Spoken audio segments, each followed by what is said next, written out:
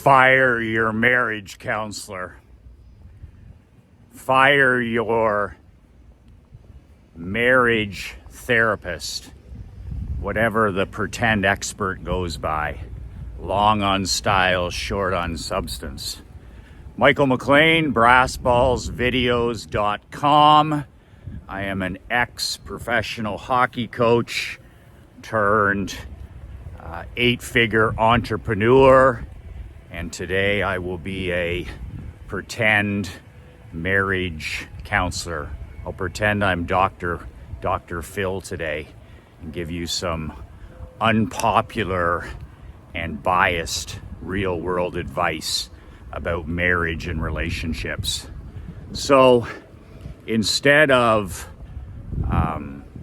having a multi-million-dollar separation and divorce, destroying your home, destroying your finances, destroying your business, hurting your children, and literally dividing your family over the next several generations. People never think about that, about how kids and grandkids and great-grandkids, once a family is separated, the collateral damage is generational.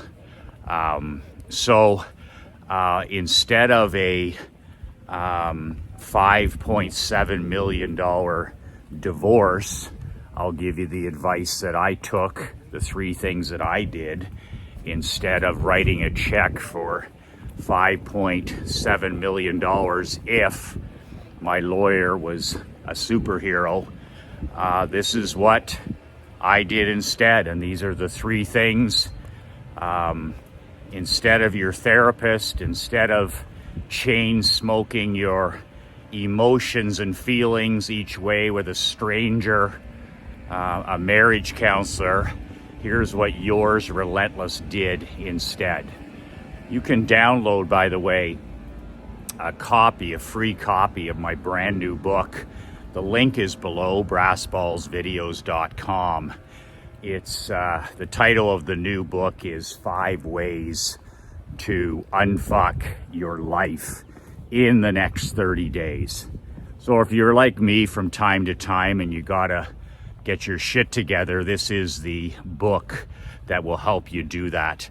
All you have to do is put in your email and I will email you a free copy of the book within 5 minutes.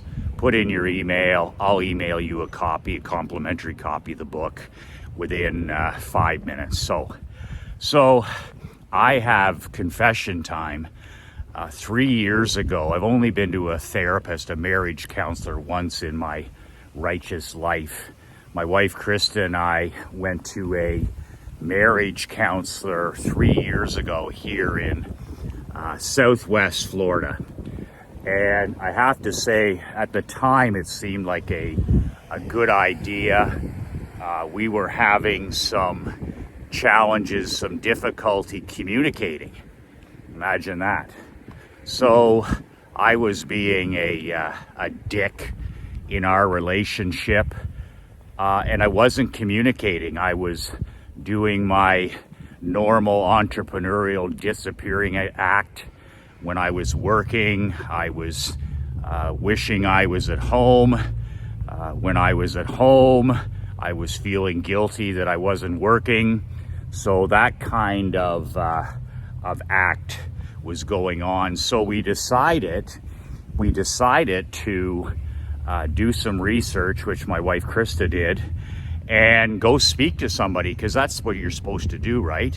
Whenever there's a challenge, or whenever something isn't working, or you're feeling bad about something, or something is difficult or hard, what do you do now in 2024? Oh my God. You go pour your feelings, and you make yourself vulnerable, and you go spend money with a shrink or a counselor or a therapist. You can do it in person, you can do it on your phone, but you literally can chain smoke your emotions all day, every day. So we went to this top therapist here in Naples, and I'll never forget it.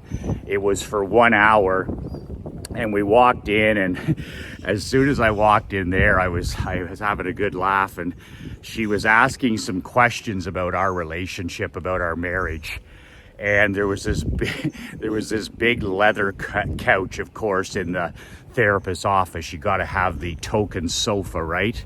So Krista and I, of course, we just sit in the chairs beside each other, and this girl asks us the same old questions. She probably every single client that comes in there hour after hour.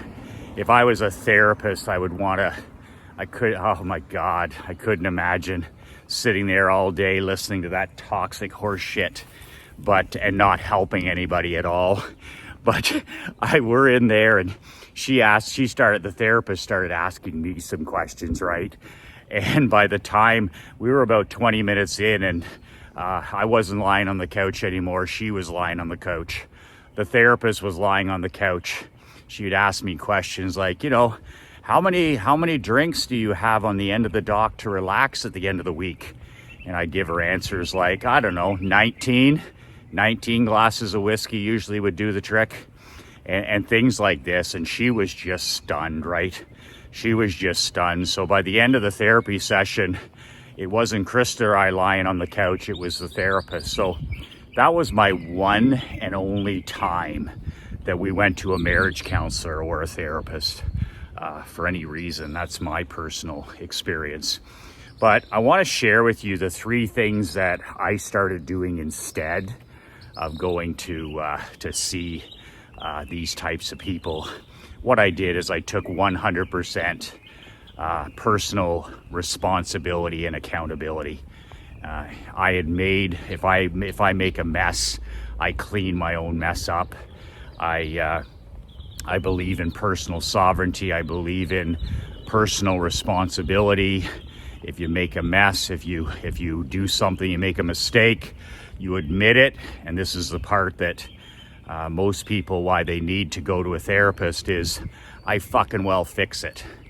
I don't need to spew it out to anybody else. I don't need to make myself vulnerable to a stranger.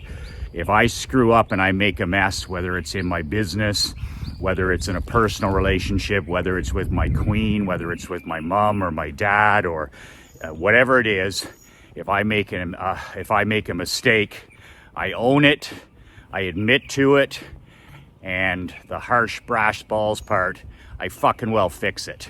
That's the part that most people leave dangling, and why they have to go to these therapists and marriage counselors and mental health officials and all these other gurus. So the 3 things to do instead, and if you want to go to a therapist, fill your boots. I don't care what you do, but I'm just going to tell you the 3 things that I did instead after I put this one and only therapist on the sofa. She had never heard anything so crazy. She's like, how many hours do you work? And I said, sometimes 60, sometimes 70, sometimes 80. When I was building my companies, I'd work at death dealing 80, 90, 100 hours. And then she's like, how many hours do you sleep a night? And I said, when I was building my championship hockey team, somewhere 3.5 hours a night, depends. And how many drinks of alcohol and all this other stuff. And it was just the ultimate fun. So for me, the big 3 things instead of all that nonsense are, and if you're going to do one thing, whether this is with your queen or a new person in your life, any relationship that you want to build and grow, is the best advice I ever got as a married man was date your wife. Never, ever, ever, ever stop dating your wife. And we all stop dating our spouses. We become mums and dads. We become parents. We're busy with our careers. And this is how you end up as a roommate. Instead of having a great healthy sex life and a great healthy connection with your best friend and secret weapon, like my dad says, your best friend is your wife Krista. There is no other best friend. There is no BBF. There's your best friend is your secret weapon and queen. That's your ride or die partner. So if that's true, if your spouse or your queen is your best friend, is your ride or die partner, your secret weapon as I call it, then you're automatically dating your wife every week. And this has turned around marriages that were in trouble after 30 years, 40 years. Men that I work with, I'm like, start dating your wife. She'll fall off her chair. You don't talk anymore. You don't have any time together, and you're not friends anymore. My brother owns his own law firm, and he handles the odd divorce from time to time. Not a lot, but sometimes. And he always reminds me, he said, he says the reason that couples divorce, number one, is financial. And number two is they don't like each other anymore. They're still in love, but they've fallen out of friendship. And I always found that as a wow, like you don't think about that. It's the part, you can, when you marry somebody, they can be you can always love and respect them, right? The mother of your children, so on and so forth. But it's so true. Couples fall out of liking each other. They're no longer best friends. They're no longer ride and die partners. They're no longer teammates. And that's what my brother said. He said most divorces, he says that the two people, they don't like each other. They still are in love. They still respect each other. But they're going to divide their lives in half. They're going to blow this team, to hell with a divorce, with a separation. And the whole thing is they don't like each other anymore. So I found with weekly date nights, here's the secret. You need to organize the entire thing.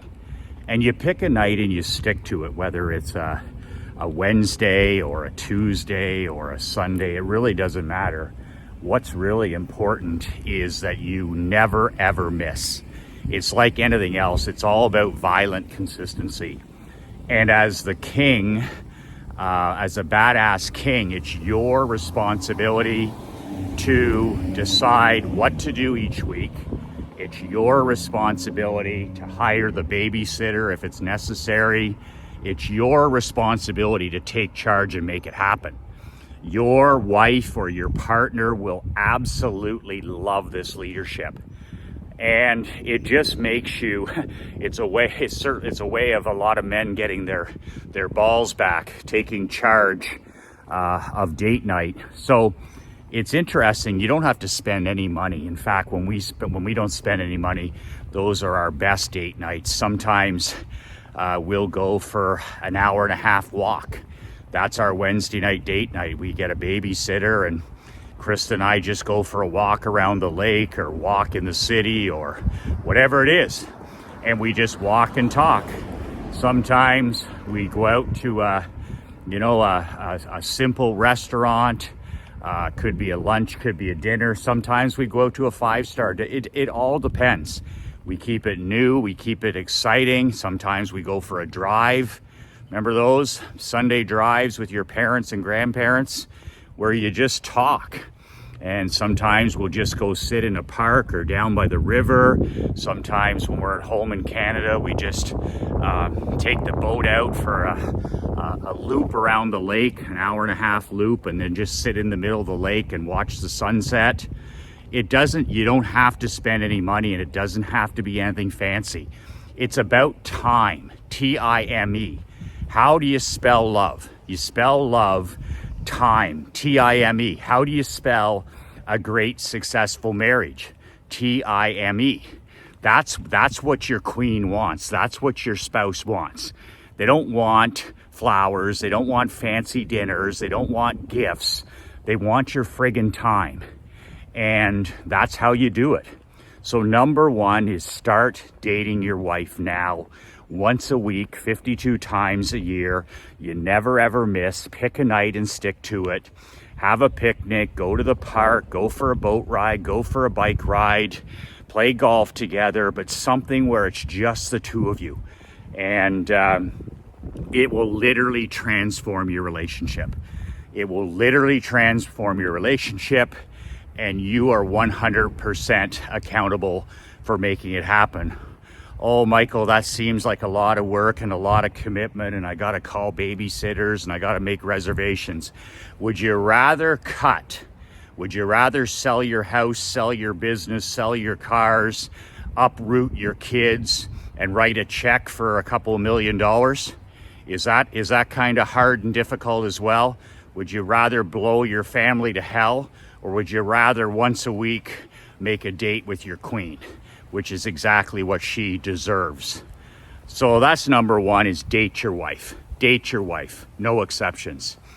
The second thing is, my wife and I have done this now for probably 3 years, and it's a game changer. And when we're ready for bed and we've brushed our teeth and we've done everything and we're ready to go to sleep, my wife and I, we just take 5 minutes each and we ask each other this simple gratitude question, which is, what are you thankful for today?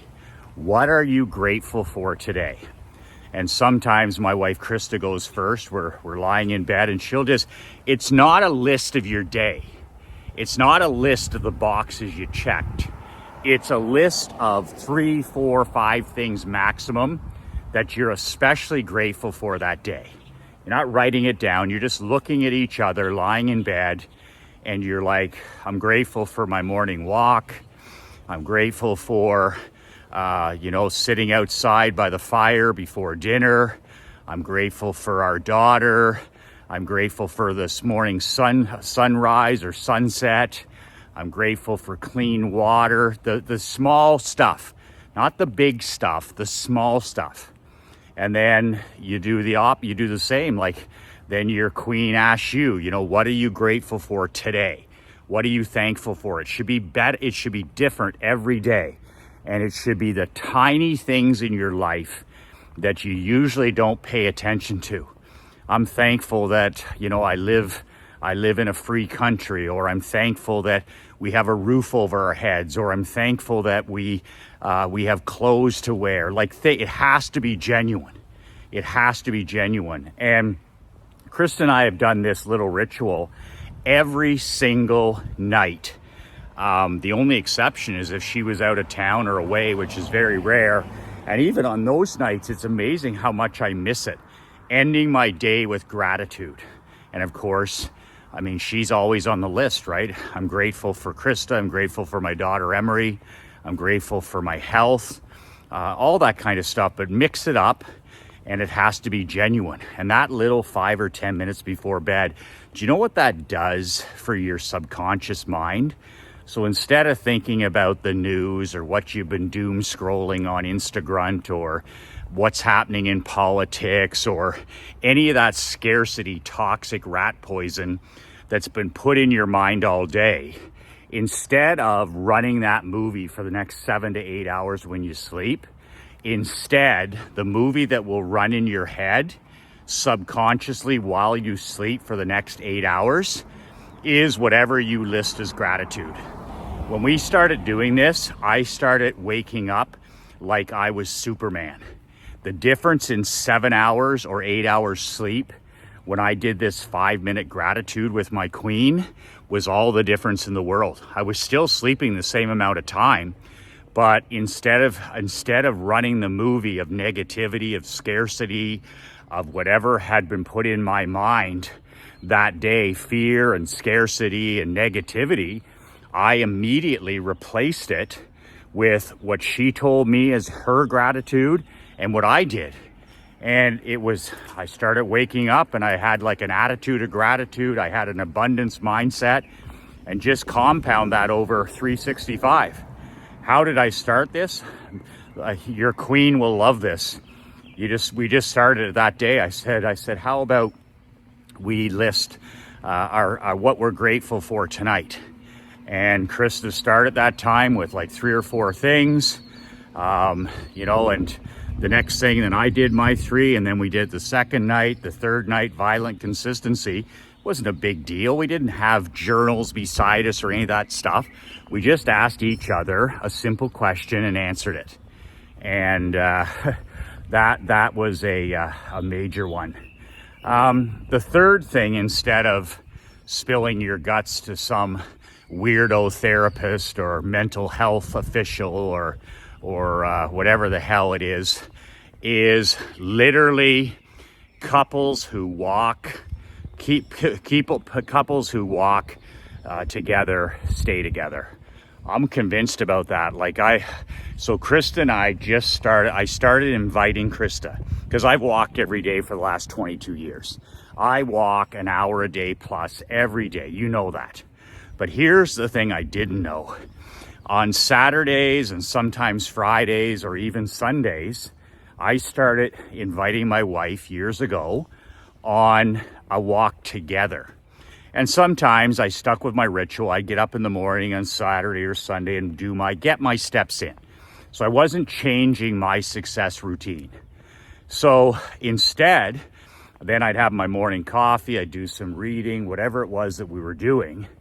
And then at 10 o'clock or 11, whenever Krista wanted, on a Saturday or a Sunday, I would wake up in that morning and I'd say, would you like to walk together? And she would say, of course. And then it's her schedule. I'm happy. I got my steps in, I do my writing, I do my reading. And then on a Friday or a Saturday or a Sunday, Krista and I would put our shoes on. We still do this every weekend. And we'd literally go for what I call an aimless walk. An aimless walk. That's a writer-downer. And it's a walk together where I invite her. This is up to me. I make the date night. I'm the person who, takes responsibility and leads. So I'm the one who has to invite her. And you know what? If your wife doesn't want to go the first few times, or if she's not interested, or maybe a certain day she says no, who cares? Get over yourself. You're not a 12-year-old. Nobody cares about your feelings and your emotions. Just put your shoes on and go for a fucking walk. It's really that simple. Stop with the candy ass stuff, the baby snowflake stuff. It's repelling to your wife. She doesn't like you, or she's falling out of love with you because you're such a fucking pussy. That's the thing, is get over yourself, start inviting, start taking charge, start being the man in the house, start being the leader, start being the champion that you were put on this earth to be. Lead your family and see what happens. So being part of a leader is these three things. So sometimes Krista would come, sometimes she wouldn't. And I had zero neediness. I'd still go on my walk. It wasn't like, oh, she said no to me. She doesn't like me or doesn't love me. Get your fucking shoes on and walk. Okay? Man up and go for a walk. Well, a couple of weeks later, she said, well, I'd love to walk with you outside in nature. And I'm not going to go for 2 hours. I said, no, we'll just go for 20 minutes. Well, 10 minutes became 20, 20 became 30, 30 became 40. But the thing about couples that walk together, stick together, is that, and I've said this many times, I didn't know this, it's truth serum. When you walk together as a couple, we talk about stuff that we normally wouldn't have the balls to talk about, or stuff that just hasn't percolated that could end up in a disagreement or an argument or a fight. And I don't know what it is, but you know this from walking, it just percolates like a truth serum, where all of a sudden you start talking about all these important things. You talk about your kids, you talk about your work, you talk about your grandkids, you talk about your health, you talk about everything. And it just gets it out there. It's almost like you're percolating and you're getting this stuff off your chest. And Krista and I have had some of our most powerful and important talks on our aimless walks. We just put on our shoes. It could be 15 minutes. It could be half. We've gone up to 5 and 6 miles some days. Some days we've gone less than a mile, but it's just talking and walking and talking. And some of the time I listen all the time to understand. Some of the time I'll go on a tangent or a rant, whatever the other person needs. And once again, use your head. Use your head. These are tech free. There's no iPhones, there's no technology, you're not listening to music, you're not listening to a podcast. You're spending time with your best friend and secret weapon. Think about that. Put your fucking phone away. It's bad enough you spend as much time on it as you do, and your day is coming, your day of reckoning is coming for scrolling your life away as it is. But if you can't put that phone away and leave it at home, a phone doesn't come on a date night. A phone doesn't come on a aimless walk. A phone doesn't come with a phone is not allowed in a bedroom. A bedroom is for conversation and sex. And if it's, excuse me, if your bedroom's for watching TV or reading stuff on pads or watching videos, I'm afraid to tell you it's time to look in the mirror. It's for conversation, it's for sleep, and it's for sex. Those are the three things that a bedroom is for. So there's the three things. They all require that you take leadership role. All three things. You're the one who has to instigate and initialize and start the gratitude before bed. You're the person who has to invite your queen for a couple of walks on a weekend. You're the person who has to do these things. And then that's the leadership that it makes you a better leader. And you just keep inviting. You never demand, you never insist, you never preach, you never give a sermon. Just keep inviting your queen. Invite her for walks, invite her for date nights, invite her to go for a picnic, invite her to go for a walk down by the river. And it's truth serum. And that way you'll end up big things. Little things will not become big things. Little things will not become big things. See, it's okay for a guy like me because, I don't bite my lip. That's one of the God-given, that's the good Lord has given me one thing. I got no bite marks on my tongue.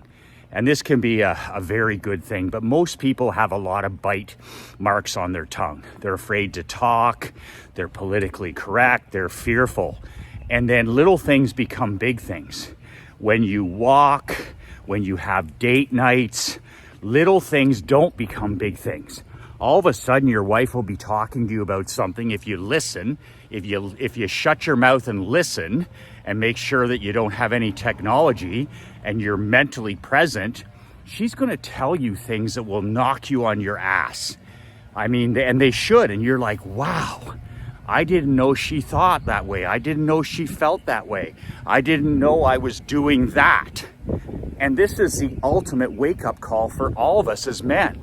We're not good at signals. We don't listen well enough. We don't speak the language all the time.